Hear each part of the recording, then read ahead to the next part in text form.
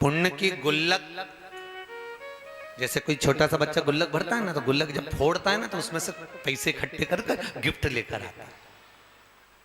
जब हमारे पुण्य की गुल्लक भराती है,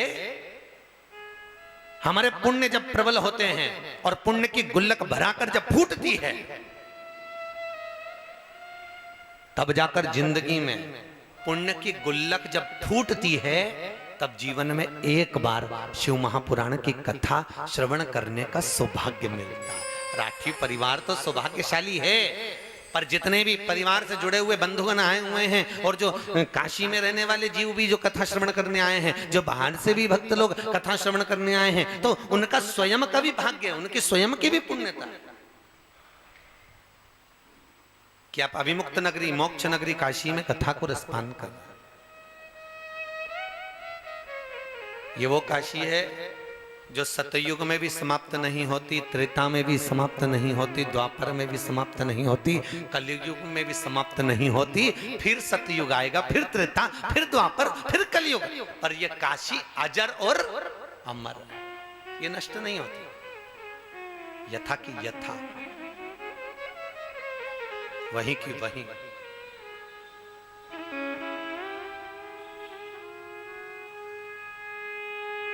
हजारों वर्ष निकल गए, हजारों वर्ष, और गंगा के पावन तट पर विराजमान भगवान विश्वनाथ नित्य प्रति भगवत स्मरण करते हैं। नित्य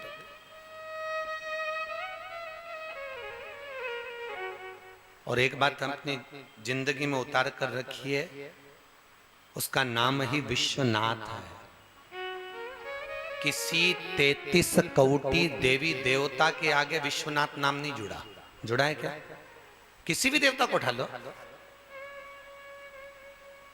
33 कोटि देवी देवताओं को उठाकर देखिए, किसी के नाम के आगे विश्वनाथ का संबोधन नहीं है। अगर विश्वनाथ का संबोधन है तो मेरा देवाधिदेव महादेव के नाम के आगे है, क्योंकि वो भरण पोषण करने वाला। थोड़ा सा दुख आए सामने खड़ा हो जाता है। बस ये है कि सीधा बहुत है, एकदम सहज सरल। भगवान विष्णु के पूजन के लिए लड्डू, पेड़ा, 56 भोग, फूल, माला सब कुछ चाहिए। सुंदर सुंदर वस्त्र भी चाहिए, राम जी की सेवा में भी चाहिए। 33 कोटि देवताओं के सभी की सेवा में एक से बढ़कर एक वस्त्र चाहिए, आभूषण चाहिए, रत्न चाहिए, माणिक मोती चाहिए, कुछ भोजन, कुछ पकवान अच्छे चाहिए। पर महादेव की सेवा में, भगवान विश्वनाथ की सेवा में, भगवान शंकर की सेवा में किसी चीज की जरूरत नहीं है। शंकर कहते हैं तुम्हारे पास जल है तो समर्पित कर दो, जल हो तो समर्पित कर। एक बहुत अच्छा प्रश्न है महाराज।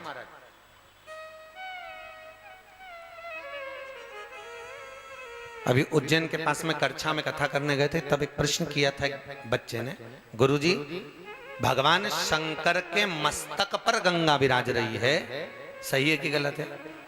तो फिर शंकर भगवान को गंगा जल क्यों चढ़ाया जाता है? प्रश्न देखिए कितना अच्छा है। भगवान शिव के मस्तक पर जब गंगा बैठी है, भगवान शंकर के मस्तक पर जब गंगा विराजमान है, तो शंकर को गंगा जल की जरूरत क्या है? शिव को गंगा जल क्यों चढ़ाया है? हमने कहा भैया सुन अच्छे से ध्यान लगाकर, घर में जब जमाई आता है ना, तो बेटियां पहले ही फोन करके बोल देती मम्मी वो आ रहे हैं। तो माँ पूछती है क्या बनाऊं? मम्मी एक काम करना, उनको बढ़िया डोसा बना के खिला देना। मम्मी उनको कुछ बढ़िया चकाचक हलवा बनाकर खिला देना। बेटी बता रही है। क्यों भैया, क्या जमाई ने कभी डोसा नहीं खाया? अरे बोलो तो सही, खाया ना। जमाई ने कभी हलवा नहीं खाया? खाया। पर बेटी को उनको क्या अच्छा लगता है वो मालूम है, तो बेटी ने अपनी माँ से कहा मम्मी उसको डोसा खिला देना, उनको तुम हलवा खिला देना। क्या जमाई ने हलवा नहीं खाया था? क्या जमाई ने डोसा नहीं खाया? खाया। पर माँ से बेटी कह रही है उनको ये खिला दे। और जैसी जमाई के सामने डोसा आया, हलवा आया, और जमाई खुश हो गया, मेरी पसंद का आ गया। बस भगवान शंकर का भी यही है। शंकर जी के सिर पे गंगा विराज रही है, मना नहीं है। शंकर को सबसे ज्यादा प्रिय क्या है? गंगा। क्योंकि शंकर ने वचन दिया था।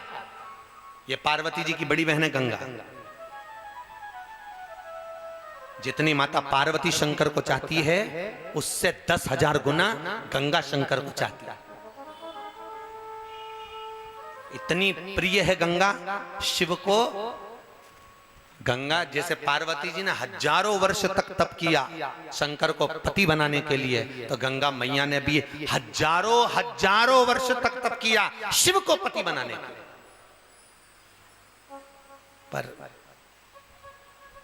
तो कहते हैं ना, एक दिन राधा जी ने भगवान कृष्ण से पूछा था, कन्हैया ये बताओ मैं कहां कहां पर हूं। भगवान कहते हैं तू मेरी धड़कनों में, तू मेरी रोम रोम में, तू मेरी नस नस में, तू मेरे दिल में, तू मेरे चित्त में, तू मेरी वृत्ति में, तू मेरे रोम रोम में, तू मेरी श्वासों में। राधा तू सर्वस्व है, हर जगह पर है। फिर राधा ने पूछ लिया कृष्ण ये बताओ मैं कहां नहीं हूं। भगवान कहते हैं राधा तू मेरी किस्मत में नहीं है, तो सब जगह है पर मेरी किस्मत में नहीं है। बस उसी तरह पार्वती और गंगा, गंगा जी ने भी, पार्वती ने जितना तप करा उससे हजारों गुना बड़ा तप माता गंगा ने करा। साधना में लीन रहती थी गंगा, तप में लीन रहती थी गंगा, भगवान शिव को अपना बनाने के लिए तत्पर रहती थी गंगा। तत्पर, कुछ भी हो जाए पर शिव मेरे हो जाए। पर गंगा तप करती रही और समय के अनुसार सती मैया जलकर भस्म हुई और पार्वती का जन्म हो गया। पार्वती माता जब जन्मी तो देवऋषि नारद ने कह दिया इसका जो पति होगा वो भस्मी रमाने वाला, जटाजूट बांधने वाला। तो पार्वती जी की माता जी मैनावती ने कह दिया मैं बेटी नहीं ब्याहूंगी, मुझे शादी नहीं करनी, मैं विवाह नहीं करनी। नारद जी ने कह दिया अगर एक काम हो सकता है, यदि पार्वती शिव की आराधना करे तो इसको पति के रूप में मिल जाए। बस गंगा समझ गई, जो गंगा इतने समय से शंकर को अपना बनाने का प्रयास कर रही थी, अब उसने और अच्छा मन पक्का बना लिया कि अब तो कुछ भी हो जाए शंकर को अपना बनाना। वो भी तप में लीन हो गई, पार्वती भी तप में लीन हो गई। एक दिन माता पार्वती को मालूम पड़ा कि मेरी बड़ी बहन गंगा शंकर को अपना बनाना चाहती है, अब करूं तो करूं क्या। तो पार्वती जी ने विचार करा अब शिव अगर पति बनेंगे तो एक के ही बनेंगे, या तो गंगा के बने या मेरे बने, क्या करा जाए। तभी माता पार्वती जी ने चाल चली, आज अपनी सहेली को बुलाया और बुलाकर कहा सुन तो, मैंने सुना है कोई संत निकल के जाए तो उसके ऊपर पानी का लोटा भर के फेंक दे, उससे क्या होता है। अरे मैंने सुना है अगर संत निकल कर जाएं तो उनके ऊपर लोटा भर के पानी डाल दो तो संत प्रसन्न हो जाते हैं, और संत प्रसन्न होते हैं जो वर मांगो वो मिल जाता है। गंगा जी ने कान लगा के सुन लिया। गंगा तप करती थी, साधना करती थी, सब कुछ करा गंगा ने, बस एक ही काम गड़बड़ कर गई कि उसने कान लगा के सुन लिया। आपसे भी निवेदन, आप उपास अच्छा करती हो, व्रत करती हो, साधना करती हो, दान करती हो, पुण्य करती हो, सत्कर्म करती हो, पर निवेदन इतना सा है कि ये कान की जो बीमारी है इससे थोड़ा सा दूर हो जाए। बोलो हर हर। अच्छा जम के बोलो जरा, दमदारी से बोलना चाहिए। महादेव, आखिरी में शब्द है देव। देव का मतलब है गाड़ी देव, बंगला देव, जमीन देव, जायदाद देव, छोरा देव, बहू देव। तो देव शब्द अच्छा दम से बोलना चाहिए। सारे देवी देवता अपनी अपनी जगह पर बैठते हैं, वो अपनी जगह है, पर शंकर भगवान सबसे ऊपर बैठते हैं कैलाश पर। जो ऊंचा बैठता है वो ऊंचा सुनता है। तुम धीरे से बोलोगे महादेव तो उन्हें को सुनाई नहीं देगा, जरा दमदारी से बैठना बोलेगा ऊपर बैठा है बहुत। कोई पानी की टंकी पे खड़ा और तुम नीचे से बोल रहे भेरू भेरू, तो भेरू उतर रहा है क्या। जम के बोलना पड़ेगा ए भेरू, तब वो नीचे उतरेगा। तो दमदारी से बोलो दोनों हाथ उठाकर हर हर।